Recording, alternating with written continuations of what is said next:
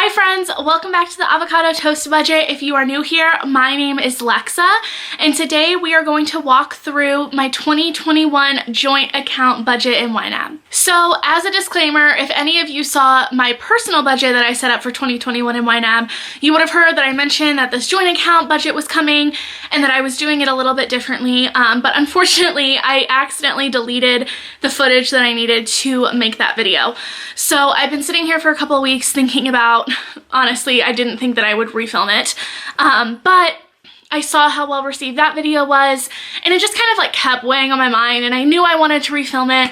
I was just upset that I had lost that footage. So now I've moved on, and I am going to refilm it for you guys. So as a disclaimer, it is really just me recreating that video, but honestly, I think that there is going to be so much useful information in this video. If you're new to YNAB, or new to budgeting, or you are wanting to start a budget in 2021, this is the video for you. I'm going to walk you through exactly what our budget looks like, how we are setting that up in YNAB, why we are choosing to set it up the way that we are, in hopes that this is going to help you, inspire you to start a budget for yourself that works for you. So before we get into it, if you enjoy videos like this, if you want to learn more about investing, saving, paying off debt, and how to finally feel more confident with your money, make sure that you hit that subscribe button down below.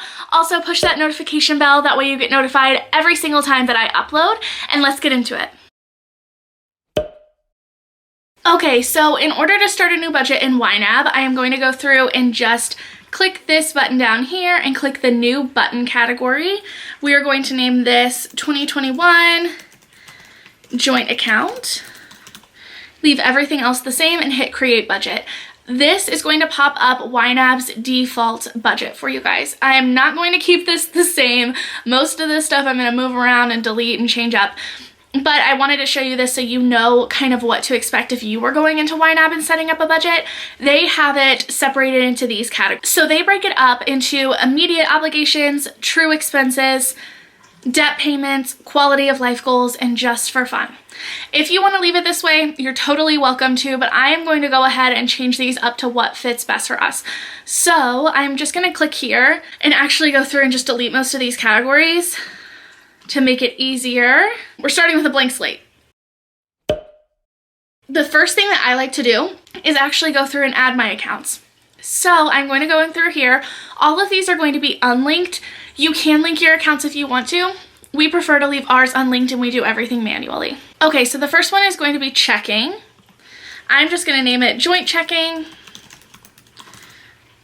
And the current balance is $616.41. Add another account. This is an unlinked account, and this one is actually savings. The current balance is $875.82. And then one other account, unlinked account, and this one is actually a credit card. And whenever you put in your credit card, YNAB is going to give you these three options. You can create a goal to pay off the balance over time, budget the entire balance, or you can decide later. We know that we have this money in our account already, so I am going to click the budget for my entire balance. But if you have a credit card that you know that you can't pay off in full, you'll want to check this one instead. And when we go to your budget, you can see here, the first thing that pops up is that they automatically have this credit card payments category for you. So now I'm going to go through and set up the category groups that we want to include in our budget. So our first category group is going to be called fixed expenses. And then under category groups are where you add your individual categories. Category groups are just an easy way for you to kind of organize your categories and to help you kind of just basically make your budget a little bit more organized.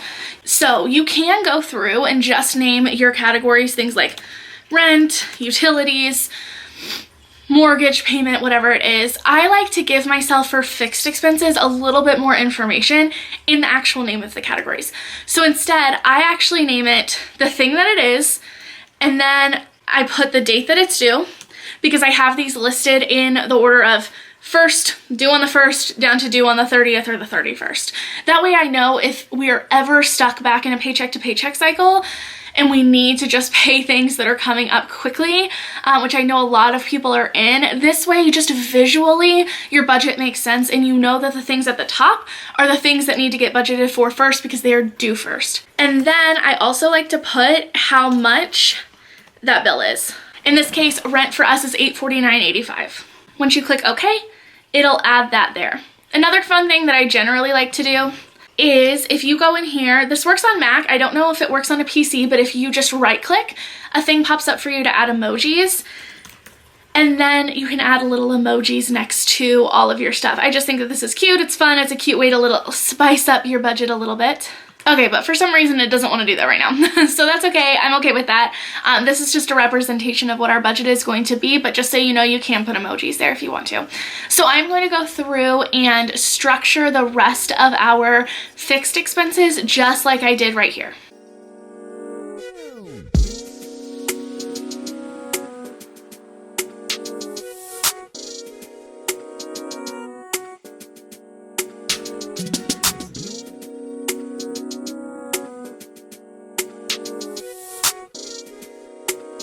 So real fast, I just want to pause you guys right here because DTE is our energy bill and this is not the same every month, but I include it in fixed expenses because in my mind, it is very similar to things like rent, Amazon Prime, T-Mobile, all of that. So I'll show you how I navigate something that isn't technically a fixed expense along with all of the other fixed expenses. But I just wanted to let you know right here, I just put variable to remind myself that it's not the same every month.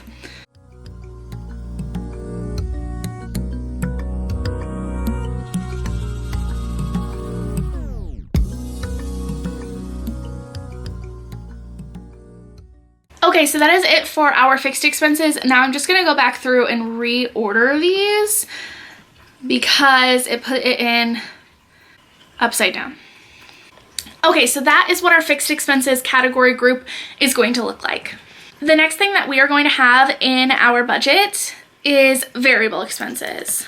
So I'm creating a category group called variable expenses and adding in categories. So the first category in there is household items. Then we have cat, food and litter, eating out, and then we like to put a whoops category, like things that we forgot about. This gets used every single month. And then we also have our CBD gummies. That is it for our variable expenses. The next category group that we have is going to be savings goals. So in our joint account, we have 3 main savings goals.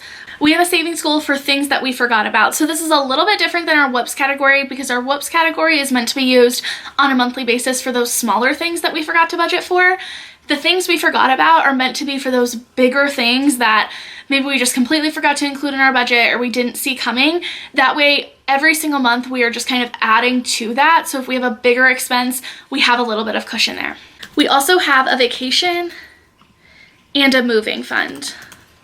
On top of savings goals, I also like to break down our annual expenses into monthly goals. That way we're setting aside a little bit at a time for those annual expenses that can sometimes be a little bit more expensive. So the only 2 annual fees that we have in our joint account is Instacart and then our Capital One annual fee. So we put those in there. And then we are also wanting to do a couple of different savings challenges throughout the year. So the 2 that we decided on are the temperature challenge. So this is just where you take, I believe it's like the high or the low or one of those 2 things of the like the average temperature throughout the week, and then you put that amount in savings. We haven't decided if we want to do it every week or every other week, but that is going to go in here for 2021.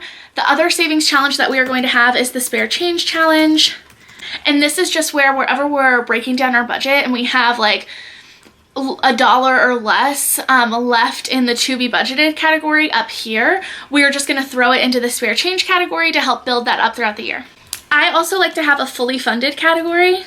This is for all of those all of those goals or savings goals that I already have completely fully funded. So for in this example, for our joint account, the one thing that we have fully funded already is Instacart for 2021 because that's coming out here pretty soon.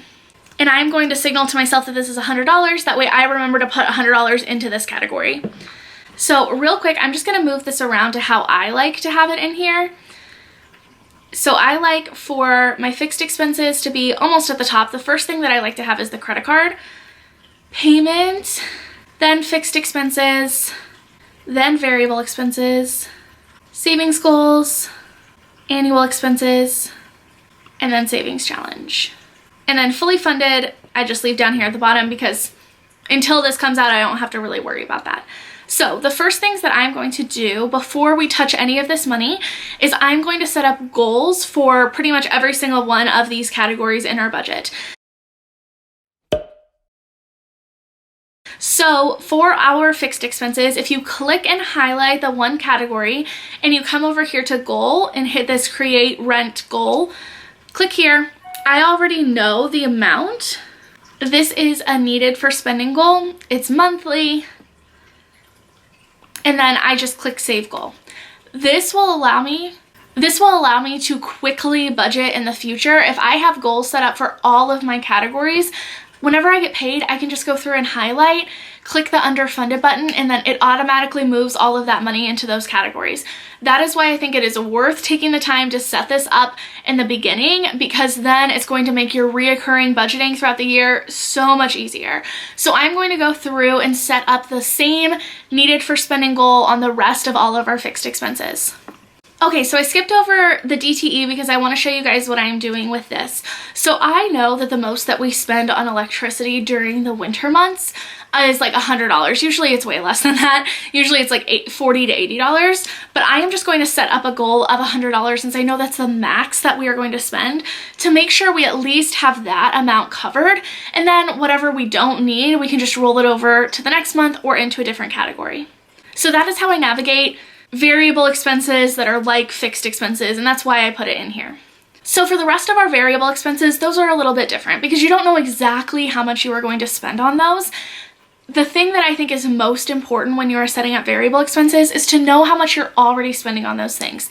The easiest way to do that is to go back through and look at your expenses from like the last month or two, highlight all of your expenses per the category. So highlight all of the things that are food in one color, all of the things that are eating out or fun money or clothing in another color, and give yourself a good idea of how much you're already spending. Because I could sit here and throw out a number for eating out, but if I say that we're only gonna put $25 towards eating out and we actually spend $150, that's not a realistic goal. So I wanna make sure that to make sure I'm setting myself and then to make sure you are setting up yourself for success, that you are putting realistic goals into these categories. So I already know the approximate amount that we spend, but definitely recommend that you go back through if you don't know those already.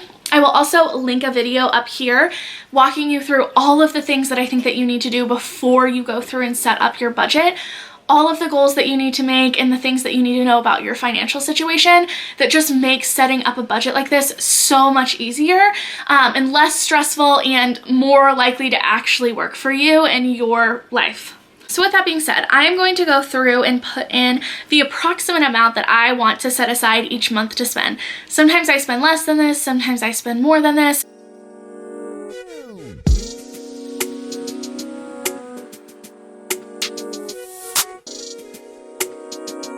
Okay, so we have our variable expenses down. I did the same exact needed for spending goal on there. Now we are moving on to our regular savings goals. So for things that we forgot about, we like to put $50 aside every month, and instead, this is going to be a monthly savings builder. We don't know exactly how much we're gonna need for whatever it is that we forgot about because we don't even know what it is. So this goal is just saying that no matter what, we are putting the $50 into this goal every single month. I'm going to do that same one for vacation and for moving.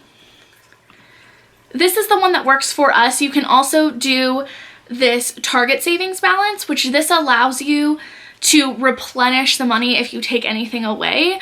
But this just is what works for us because we don't know how much we're gonna need for these things. We don't honestly, realistically know when we would move or the next time that we'll take a vacation or anything like that. So this is what works for us, is just making sure every month we are setting aside that $50 for each of those categories.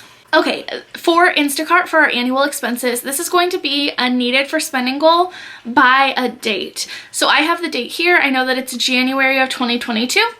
So I'm going to click over to that, put the first, and then you can also click this little repeat button to say to repeat every single year if you know that this is an annual expense that you're going to keep paying for. So we can hit save goal.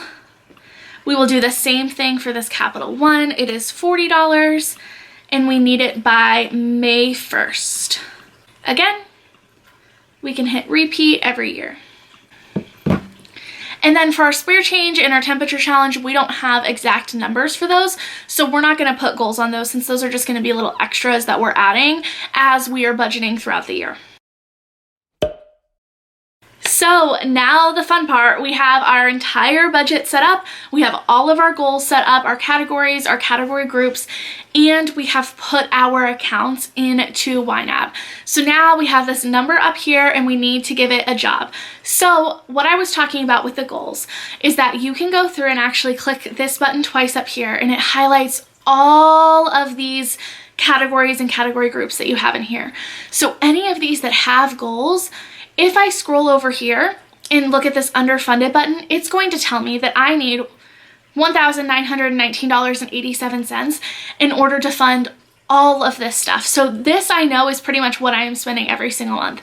So if I just click here, it automatically fills in everything for me. I don't have to go through and individually click to add a goal or to put in those numbers. This makes it so much faster, so much easier. I absolutely love it. So we like to budget ahead, so I'm just going to go and do this. This leaves us with $572.36. So I get to decide what I want that money to do for us. Real quick, the only thing that I'm going to change on here is that we actually already paid rent. So I'm going to delete that from this one. You can also have just unhighlighted that.